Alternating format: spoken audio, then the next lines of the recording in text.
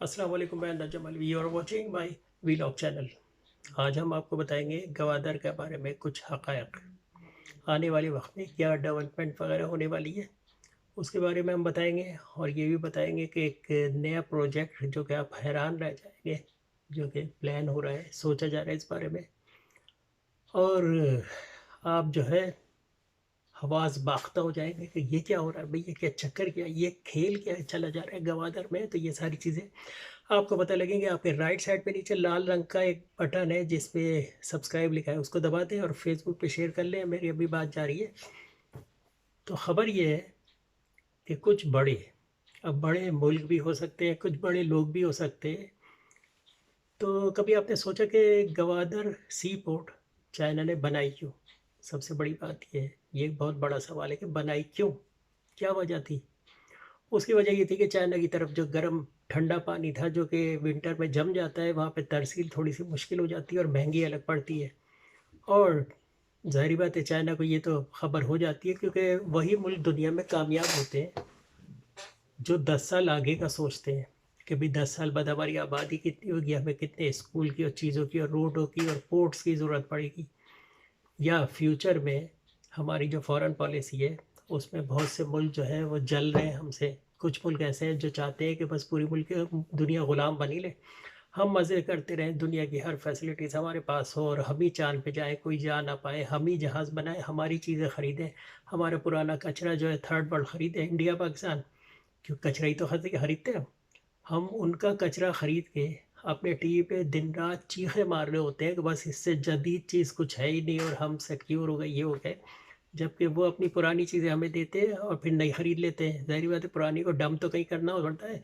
तो India Pakistan Bangladesh third world type मुल्क जो है वो लेते हैं। और उसमें भी ये ख़ास बात होती है, अगर उनके पास पैसे नहीं है तो फिर वो वर्ल्ड बैंक से कर्ज़े दिलाते हैं और हमसे ख़रीद लो।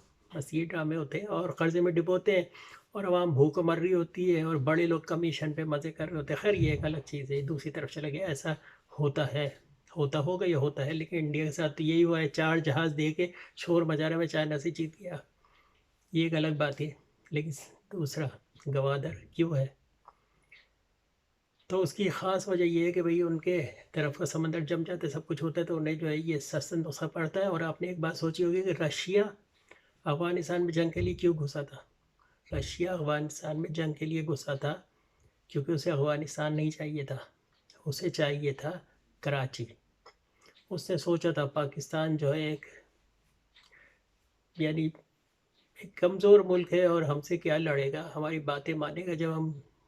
लेकिन उसे ये नहीं सोचा था कि भाई उसको रोकने के लिए पूरा यूरोप और अमेरिका लग जाएगा, क्योंकि वो रशिया को भगाने में, हम तो कहते हैं हमें तो यूज़ किया है, हम तो किराए के टट्टू बने थे।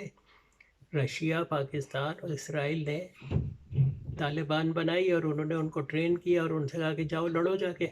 उन्होंने भी 4-4 हज़ार, 5-5 हज़ार डॉलर लिए होंगे, आई एम नॉट श्योर। लेकिन कुछ ऐसे भी मुहिब वतन होते हैं जो अपने मुल्क के लिए, अपनी ज़मीन के लिए लड़ते हैं। लेकिन उसमें कुछ ऐसे भी होते हैं जो बिक जाते हैं, वो पैसों लेके लड़ते हैं, किराए की आर्मी बन जाते हैं। खैर ये तो चलता रहता है। और पैसों की जंग है दुनिया में, इंसान ये नहीं सोचता कि इंसान इंसान को ही मार रहा है। लेकिन ये चलता रहेगा क्योंकि असला बिकेगा कैसे, कहीं जंग होगी। खैर सी पैक के हवाले से हम बात करते थे, दूसरी तरफ निकल रहे भाई क्या करें, भाई इतना दिमाग में भरा हुआ है कि उससे दूसरी बातें आ जाती है। खैर, तो इस वजह से जो है सी पैक बनाया गया, रशिया बस में शामिल हो गया, उसकी देरीन ख्वाहिश पूरी हो गई। मेरे ख्याल से पहले ही कर लेना चाहिए था पाकिस्तान को कि भाई सी पैक बनाता, रशिया को शामिल कर लेता, कहता हमें पाकिस्तान को चाहिए था, कहता कि हमें पैसे दो और तुम जो अपना काम करो। जैसे कि पाकिस्तान में स्टील मिल रशिया ने दी थी, हमने पूरी बर्बाद कर दी उठा के, क्योंकि हमारी इत्तेफाक फाउंड्री चले। तो इत्तेफाक फाउंड्री चले, लाहौर में इत्तेफाक फाउंड्री है, वो तरक्की करे, कराची में स्टील मिले तबाह कर दी। अब देखें ना, अभी कुछ दिन पहले कराची में ऑरेंज ट्रेन चली है, सर्कुलर रेलवे है ना, वो कराची वालों को वैसी ऑरेंज ट्रेन मिलती है, जो कमा के देता है उसको कूड़ा ही मिलता है इस मुल्क में। अपने शहर में तो ऑरेंज ट्रेनें चल रही हैं, ठीक है ना।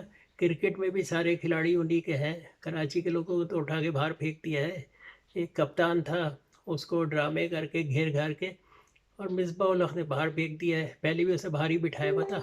खैर करते रहो जितना कर रहे हो, ये तो खेल तमाशे होते रहते हैं और फेवरेटिज्म का चक्कर होता है। तो खैर वो सी पैक में नई जो डेवलपमेंट है वो ये है कि सोचा जा रहा है कि ओमान से और चाइना तक एक हाइपर लूप पाइपलाइन डाली जाए। जिस हाइपर लूप एक नई टेक्नोलॉजी आई है, एक नई ट्रैवलिंग का एक कैप्सूल है जो पाइप के अंदर चलता है, वो हाइपर लूप का नाम दिया है।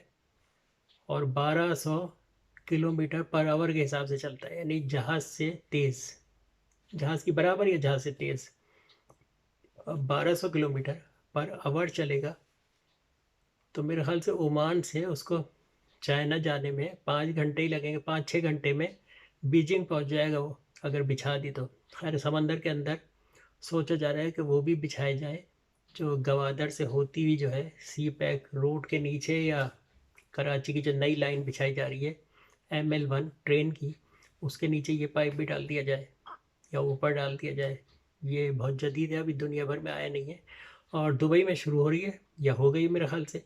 दुबई से, और क्या कहते हैं, दुबई से बहरीन तक ये चल रही है और 20 मिनट में पहुंचेगी दुबई से बहरीन। सिर्फ 20 मिनट्स में दुबई से चलेगी और 20 मिनट में पहुंच जाएगी। स्पीड बहुत है ना इस वजह से, वरना वैसे 2 घंटे लगते होंगे गाड़ी से। खैर तो वो ये सोचा जा रहा है कि ओमान से, और ओमान सबसे करीब है, गवादर एक ज़माने में ओमान का हिस्सा था, तो वहाँ से वो चलेगी और गवादर से होती हुई और पूरा सी पैक के ज़रिए जो है नीचे नीचे वो चाइना जाएगी। और ये प्लानिंग हो रही है। दूसरा, पिछले दिनों अपनी बिजनेस पॉलिसी पाकिस्तान ने ऐलान कर दिया है, जिसमें गवादर को फ्री पोर्ट कर दिया है। यानी जो लोग अपने कारोबार के लिए रॉ मटेरियल वगैरह लाएंगे वो फ्री, ड्यूटी फ्री कर दिया उसको। और उसे कंपनियां, और चाइना की बहुत सारी कंपनियां अब कल से तैयारी कर रही हैं पाकिस्तान शिफ्ट होने की। और जिसमें बहुत सी सॉफ्टवेयर इंडस्ट्री है, वो तो खैर नहीं होंगी, लेकिन ये रॉ मटेरियल जो इंडस्ट्री है जहाँ पे बनती है, जैसे गाड़ियों की कंपनी शिफ्ट हो रही है। सैमसंग का सुन रहे हैं कि सैमसंग कंपनी भी वहाँ पे ज़मीन ले रही है। फिर उसकी वजह ये है, वो शिफ्ट ज़रूर हो गए। यानी मकसद ये डिस इन्फॉर्मेशन ना समझे, पाकिस्तान ने चाइना की बहुत सी कंपनियों पर पाबंदी लगाई है कि चाइना से वो उनकी चीज़ें नहीं खरीदेंगे। तो वो अब पाकिस्तान में कंपनियां शिफ्ट हो रही हैं और मेड इन पाकिस्तान के नाम से चीज़ें बनाएंगी और फिर अपनी चीज़ें बेचेंगी। इससे पाकिस्तान को बहुत फ़ायदा होगा। हमारे करोड़ों जॉब, जो इमरान खान ने कहा था ना, वो बिल्कुल सही कहा था, लेकिन टाइम चाहिए। अब 2 साल में कोई जादू की छड़ी तो थोड़ी है कि 1 करोड़ घर बना लिए, 2 करोड़ नौकरियाँ दे दी। बिल्कुल सही जा रहे हैं। आज तक नवाज शरीफ दौर में उनका काम था लूटना। उनकी एक स्ट्रेटजी है जो कि वक्त के साथ साथ अल्लाह ताला खुद ही जो है करेक्ट कर देता है। मैं दूसरी तरफ जा रहा हूँ, लेकिन कुछ चीज़ें बताना बहुत ज़रूरी होती है, इसलिए दूसरी तरफ चला जाता हूँ मैं, जो मुझे याद आ जाती हैं। क्योंकि ख़बरें इतनी सारी सुबह शाम तक आप लोगों के लिए ही पढ़ता हूँ, कुछ पीछे टीवी पे देख लेता हूँ, इस वजह से ये सारी चीज़ें होती हैं। खैर जो कुछ भी है, मकसद हमारा बताने का यही होता है कि आपको सही इन्फॉर्मेशन मिले। बहुत सी कंपनियां शिफ्ट हो रही हैं, जिसमें एक्सॉन मोबाइल है और इन्फिनिटी शायद एक मोबाइल है, उसकी कंपनी तो ऑलरेडी शिफ्ट हो गई है। और एप्पल एप्पल की इंडस्ट्री जहाँ पे असेंबलिंग वगैरह होते हैं, और तो वो कंपनी भी सुना है कि उससे भी ज़मीन अमी देख रही है, जगह देख रही है और बात चल रही है। सैमसंग कंपनी के तो पिछले दिनों आप अखबार में पढ़ ही चुके हैं। फिर मटरोला कंपनी, और चाइना अपनी फैक्ट्री सिर्फ इसीलिए शिफ्ट कर रहा है कि उसके ऊपर पाबंदी लगेगी। फिर ये भी है कि उनकी लेबर महंगी हो रही है तो हमारी लेबर अब उनसे सस्ती हो गई है। फिर दूसरा, ये जितने भी बिजली के डैम वगैरह चाइना पाकिस्तान में बना रहा है, इसीलिए बना रहा है कि इलेक्ट्रिक की ज़रूरत पड़ेगी। एक काम और हमारी गवर्नमेंट ने किया है, वो ये किया है कि हैवी व्हीकल और क्या कहते हैं, रक्षा टैक्सी और मोटरसाइकिल वगैरह, इसको इलेक्ट्रिक पे शिफ्ट किया जाए। यानी इलेक्ट्रिक गाड़ियाँ और इन सारों की भी पॉलिसी जो है ऐलान कर दिया गया है। उसमें टैक्स फ्री काफ़ी कर दिया गया, कस्टम ड्यूटी भी कम कर दी गई है। जो लोग फुल इलेक्ट्रिसिटी की ईवो टेक्नोलॉजी की जो गाड़ियाँ पाकिस्तान में इंपोर्ट करेंगे, उनको टैक्स फ्री, कस्टम ड्यूटी भी फ्री कुछ हिस्सा कर दिया है कि ज़्यादा से ज़्यादा है। जब वो गाड़ियाँ आएंगी पाकिस्तान में चलेंगी तो पेट्रोल बचेगा, क्योंकि लाखों डॉलर हम दूसरे मुल्कों को पेट्रोल की मद में देते हैं जो ख़रीदते हैं। ऑयल ख़रीदते हैं तो उससे पैसे बचेंगे। तो ये सारी बातें हैं, इस वजह से सारा खेल खेला जा रहा है और हर पेट्रोल पंप पे पाबंदी लगाई जा रही है। हर हाल में उन्होंने इलेक्ट्रिसिटी के चार्जिंग पॉइंट बनाना पड़ेंगे। हर पेट्रोल पंप पे आपको आने वाले वक्त में मिलेंगे। तो ये है, मेरी चाय ठंडी करवा दी आप लोगों ने। तो हाइपर लूप अगर बन गई तो आप खुद सोचें कि ये प्लान हो रहा है, चाइना प्लान कर रहा है, हम नहीं कर रहे। चाइना और रशिया हाइपर लूप के ज़रिए वो अपनी सामान की तरसील किया करेंगे। और आप खुद सोचें कि यदि अगर कोई चीज़ 3 दिन या 15 दिन में पहुंचती है, गवादर से अगर ट्रक चलता है तो बीजिंग तक तो पूरा 15 दिन 20 दिन लगेंगे, लेकिन चाइना के बॉर्डर तक 2 दिन में पहुंच जाएगा, 2-3 दिन में। हाइपर लूप के ज़रिए 5 यानी समझ लें 5 घंटे में उनका सामान जो है गवादर से बुलेट की रफ्तार से जो है उड़ता हुआ सामान जाके जो है वहाँ पहुँच जाएगा। तो ज़ाहिर बात टाइम भी बचेगा, पैसे भी बचेंगे। तो इसलिए इस चीज़ पे सोचा जा रहा है और ये बहुत अच्छी डेवलपमेंट है। और मुझे तो लगता है भाई कि पाकिस्तान जो है आने वाले वक्त में हांगकांग जैसी शक्ल हो जाएगी, क्योंकि प्रॉपर्टी इतनी महंगी कराची में हो गई है कि फ़्लैट के बग़ैर आप घर बना ही नहीं सकते, यानी घर जो है बेच ही नहीं सकते फ्लैट के बग़ैर। ये है सारी बात। खैर क्या किया जाए, तो ये सारी चीज़ें हैं और बस ये सारे काम हो रहे हैं। तो गवादर जो है मेगा सिटी बनने वाला है, प्रॉपर्टी पर डे के हिसाब से महंगी होती जा रही है। इस चीज़ पर आप नज़र रखें। और हाइपर लूप स्टार्ट हो जाएगी, फैक्ट्रियाँ लग जाएंगी, तो वहाँ पे ज़ाहिर बात है जो लोग काम करेंगे वो प्रॉपर्टी तो ख़रीदेंगे, रहेंगे भी, इंजीनियर फिर वर्कर। तो ये सारी बातें हैं। और फिर कराची से गवादर तक एक रेलवे लाइन भी बिछाई जा रही है, जिस पे वैसे तो कह रहे हैं कि ट्रेन के लिए बिछाई जा रही है, लेकिन जिस किस्म के वो स्लीपर वगैरह बनाए जा रहे हैं वो बुलेट ट्रेन के लिए होते हैं, हाई स्पीड ट्रेन के लिए, यानी 200 किलोमीटर पर आवर की ट्रेन के लिए वो होते हैं। और अगर 200 किलोमीटर पर आवर के हिसाब से चलेगी तो 3-4 घंटे में गवादर पे खड़ी भी होगी ट्रेन।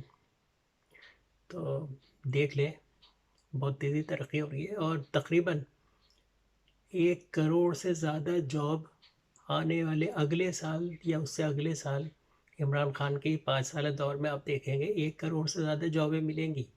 और ये जो इतने बड़े बड़े प्रोजेक्ट ऐलान हो रहा है वो इसी वजह से हो रहा है। लेकिन मैं आपको एक और बात बताता हूँ जो कोई नहीं बताएगा। बात ये है, पाकिस्तान की अगर इकॉनमी अच्छी हो गई, डॉलर सस्ता हो गया, पाकिस्तान की इकॉनमी अच्छी हो गई, तो फिर करेंसी जो है उसकी वैल्यू भी बढ़ जाएगी। जब बढ़ जाएगी तो प्रॉपर्टी जो है वो आपके रेंज में आ जाएगी, यानी प्रॉपर्टी फिर आपके लिए सस्ती हो जाएगी। ये सारी बातें हैं। तो खैर अब देखें क्या होता है।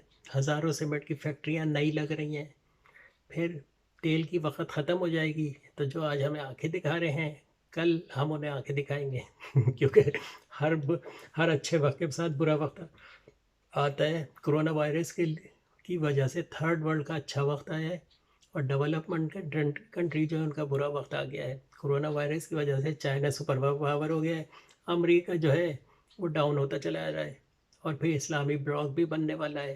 तो इसके बारे में क्या होगा, लेकिन गवादर की खबर जो है वो अपनी जगह है। आपके राइट साइड पे नीचे लाल रंग का एक बटन है, सब्सक्राइब लिखा है, उसको दबा दें, बेल आइकन दबा दें और कमेंट में लिखें आपको ये वीडियो कैसी लगी। और आगे भी गवादर की ही वीडियो दूँगा मैं। और फेसबुक पे ज़रूर शेयर करें ताकि लोग इस वीडियो को देखें और कुछ मोटिवेशन उन्हें मिले। मैं हूं नजम अलवी और वॉचिंग माई वीलॉग चैनल। कल फिर हाजिर होंगे।